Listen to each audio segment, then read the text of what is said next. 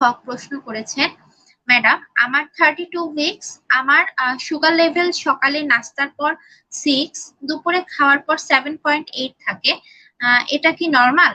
আর এই লেভেল নিয়ে কি আমার লাস্ট ডেট পর্যন্ত ওয়েট করব, না আগেই ডেলিভারি করে ফেলবো ম্যাম? আসলে 32 সপ্তাহ উনি ওনার একটু ব্লাড সুগার লেভেল বোধহয় বেশি থাকে, ওনার যেটা কথা শুনে আমি যেটা বুঝলাম। তো ওনার যেটা থাকছে ফাস্টিং এ 6 এবং খাওয়ার পরে 7.8। তো মোটামুটি কিন্তু কন্ট্রোলে আছে, একেবারে আনকন্ট্রোল অবস্থায় সেটা না। আমাদের সাধারণত টার্গেট থাকে ফাস্টিং এ 5 থেকে 6 এবং খাওয়ার পরে 6 থেকে 7, হাইয়েস্ট 8। তো আপনি কিন্তু মোটামুটি সেই রেঞ্জের মধ্যে আছেন।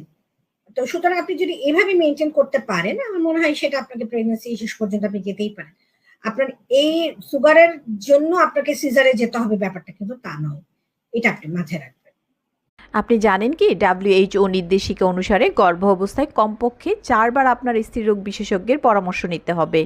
গর্ভ অবস্থায় 5টি বিপদ সংকেতের একটিও যদি আপনার সাথে ঘটে, ঘরে বসে সময় নষ্ট না করে অবশ্যই আপনার নিকটস্থ স্বাস্থ্যকেন্দ্র অথবা ডক্টরের কাছে যেতে দেরি করবেন না।